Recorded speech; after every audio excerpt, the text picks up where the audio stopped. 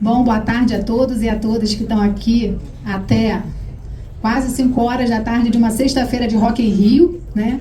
Então, realmente, eu preciso agradecer aí a atenção de vocês, né, o prestígio de estarem compartilhando esse tempo aqui para a gente conversar sobre família e sucessões.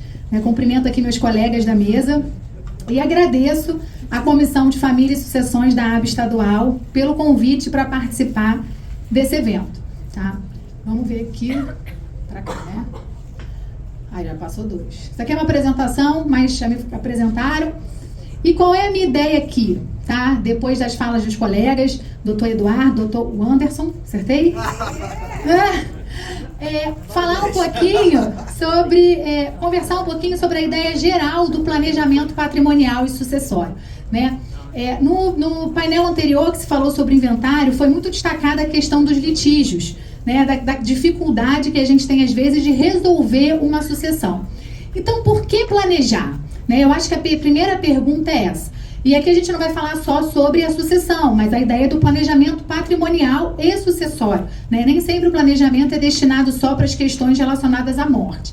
Mas eu acho que o primeiro ponto que a gente precisa superar, e já estamos caminhando, é falar sobre a morte, né? Acho que o primeiro desafio para a sociedade é falar sobre a morte e pensar que isso é um fato que vai acontecer. Não tem jeito, a gente espera que a gente viva aí 100 anos, mas em algum momento ela vai chegar. Então, por que não organizar de forma que a gente tenha uma prevenção de conflitos, que a gente consiga maximizar os resultados? E o que é isso, Carla? Bom, planejar o patrimônio de uma família ou de uma pessoa, primeiro, é uma atividade extremamente específica, né? É uma customização que eu escrevi ali, o doutor Eduardo falou um pouco sobre isso, né? Mas cada caso é um caso. Então, a gente precisa primeiro entender qual é a necessidade daquela família, qual é a necessidade daquele cliente, porque hoje, realmente, a ideia das holds é muito vendida, né? E é um conteúdo que é acessível a qualquer tempo. Se você entra em redes sociais, o planejamento está aí sendo falado 99% sobre holding. Mas não é só sobre holding. Então a gente precisa entender o que essa família precisa. Em que momento essa pessoa que está procurando fazer um planejamento também está da sua vida? Porque eu escuto muito uma fala sobre holding também, que é a ideia, não vamos ter bens na pessoa física. Isso é possível? Né? As cotas são o quê? Bens móveis que estão na pessoa física. Ah, não, mas a pessoa vai doar, vai passar essas cotas para os seus herdeiros. E esses herdeiros são o quê? Se não pessoas físicas. Então, alguém vai ter bens no nome da pessoa física. Isso é inevitável. E aí depende daquela família, porque nem sempre a ideia da holding ou do patrimônio é para não ter inventário, que é um outro mito também.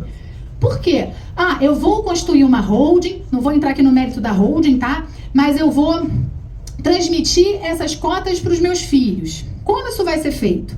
Qual o tempo a gente tem de vida para pensar como esse planejamento vai ser executado em termos financeiros, em termos de tempo? Como isso vai ser feito? Vai ser por doação? Quanto eu vou gastar para fazer essa doação? A ideia do planejamento tributário. Não, eu vou fazer uma sessão onerosa. Tudo bem. Qual é o regime de bens desses filhos? Isso precisa ser pensado também? Então, a gente precisa refletir que não há só um caminho. Existe o caminho para aquela família, tá? Então, prevenção de conflitos. A ideia de organizar.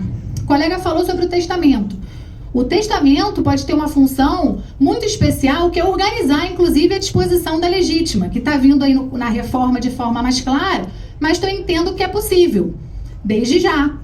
Então, vamos organizar, né? Que, se não quem conhece aquela família, sabe quem é o melhor para administrar essa empresa? Quem é o melhor para ter esse patrimônio imobilizado? Quais são as atividades exercidas por cada herdeiro que possa ter expertise, então, para resolver essa questão? Essa pode ser uma saída também? Pode. Então, a ideia é a gente também prevenir os conflitos que estejam ao nosso alcance. A gente sabe que a holding, existem os conflitos familiares e societários. Eu tenho um inventário que foi feito uma holding, enfim, e agora é uma guerra das cotas, as pessoas não se dão bem, as pessoas não se falam, e aí nós precisamos sempre caminhar com quem já me conhece, sabe, com um tema que eu acho muito importante, que é a questão da consensualidade, é o diálogo. Isso a gente não consegue fugir, né? A gente sempre vai estar falando sobre seres humanos envolvidos numa sucessão, numa questão patrimonial. Então, esse caminho é importante. Por que planejar? Para isso, para evitar conflito, para entender o que eu desejo organizar com tudo isso que eu construí durante a minha vida, qual é a minha expectativa, né, que a minha família viva para isso, né, como é que ela vai usufruir? Pode ser a holding? Pode. A gente não está querendo falar mal da holding, né, até porque a gente trabalha com holding, mas não é só ela. Então, primeiro, a gente precisa pensar, né, qual é o meu propósito? Qual é o propósito do cliente? Vamos ouvir e entender. E para isso, gente, a gente está falando aqui para um público de advogados ou de estudantes de direito, a gente precisa sempre pensar na atuação da advocacia que não existe resposta pronta. Não existe modelo único para nada, não só para o planejamento. Então vamos entender, vamos nos especializar e vamos nos filiar a outros colegas com expertises diversas para que a gente possa entregar um bom trabalho, um bom resultado. O que é um bom trabalho? É aquilo que atende à expectativa do cliente com realidade. Não adianta vender sonhos que não existem. Fim do inventário, pejotização do patrimônio. Mas o que é isso? Será que é isso? Ainda que eu pense nesse projeto, alguma coisa pode sair do caminho nesse tempo. E a gente pode não conseguir se lembrar do inventário, ainda que a gente esteja falando de cotas. Então é importante a gente ouvir, ter uma escuta ativa, entender os interesses daquelas pessoas para poder então sugerir uma solução que atenda aquela família. E assim, quando a gente fala de planejamento patrimonial e sucessório, é um mundo. Aqui eu listei alguns itens que eu pude me lembrar, mas já deixei de fora a partilha em vida, já deixei de fora o contrato de namoro. Então vamos pensar que existem vários caminhos. Se a gente pensa, por exemplo, numa pessoa que já está com a idade muito mais avançada, já para o final da vida, será que a partilha em vida não seria um caminho? Né? Que o ascendente faz a partilha em vida sobre o patrimônio, garantindo a subsistência, claro, mas já resolvendo questões que dificilmente naquele cenário, por exemplo, vão surgir novas questões para invalidar aquela partilha, né? Novos descendentes, enfim. Pode ser um caminho. Por que não? Né, evitar, mas Carla, por que não a doação? Porque a doação a gente já pode discutir a colação lá na frente. E a partilha em vida é quando a gente faz a partilha, todos participam, e a gente faz a distribuição dos quinhões da forma como tem que ser feita, com a ciência de todos e a participação de todos. Isso é para todos? Não, isso é para alguns. Né? Escolha de regime de bens. As pessoas falam tão pouco sobre isso antes de casar, né? Tão pouco, não é? Tão pouco, assim, a gente fala sobre a festa, a lua de mel, DJ, bolo. E o regime de bens? Será que você sabe o regime de bens que você está casando? Isso é um planejamento patrimonial. Você sabe que se você casar pela comunhão parcial de bens, você sabe todas as regras da comunhão parcial de bens? Você sabe que você pode usar o pacto para customizar esse regime que ainda é o regime legal? Não tem problema. Eu tive um caso recentemente que me fez muito pensar sobre isso, com a questão da comunicabilidade dos frutos dos bens particulares. Como as partes que estavam casadas há 20 anos não sabiam dessa regra. E isso foi uma dificuldade, foi um divórcio consensual, extrajudicial, mas lembrando, divórcio consensual não é todo mundo feliz concordando com tudo, é um caminho que as pessoas optam por construir uma solução de forma menos, digamos assim, eles optam por juntos construir uma solução, mas não que eles concordem com tudo. E foi difícil avançar nisso. Por que foi difícil? Porque aquele que estava partilhando os frutos não sabia disso, porque entra naquela ideia da comunhão parcial, né? Ah, a gente vai dividir tudo que foi adquirido onerosamente no casamento. Não só. Então isso é importante, né? A advocacia consultiva, a gente saber o que a gente está fazendo, onde a gente está entrando. E prevenir litígios assim, sabendo as regras do jogo. O contrato de namoro é um instrumento do planejamento patrimonial, né? Olha, vamos fazer um contrato de namoro porque nós entendemos, e a gente está falando de namoro da vida adulta. A sociedade hoje é uma sociedade em que as pessoas não vivem com aquele matrimônio desde o início, em regra, até o fim da vida. Então, famílias recompostas e que estão entendendo que estão no namoro. Vamos fazer um contrato de namoro, então também, se aquilo ali virar união estável, entender algum momento que foi união estável, já prevê o que a gente então faria, qual é o regime de bens, enfim, como é que seria. Então existem muitas muitas, digamos assim, muitas ferramentas. Se você só tiver um prego, você sempre vai achar que o martelo é a solução. Então a gente precisa saber o que existe, né? Seguro de vida, né? A importância da gente ter uma liquidez. Então, às vezes a família quer que tenha uma liquidez imediata para os custos ordinários decorrentes da morte, independente de ser holding, do que seja. Previdência privada, aí está a discussão aí, né, no Supremo sobre a parte tributária, mas que até hoje aí a ideia de não entrar na legítima. Então, assim, são muitos instrumentos. E um que eu queria destacar rapidinho, que eu já sei que meu tempo está acabando, é a renúncia ao direito concorrencial.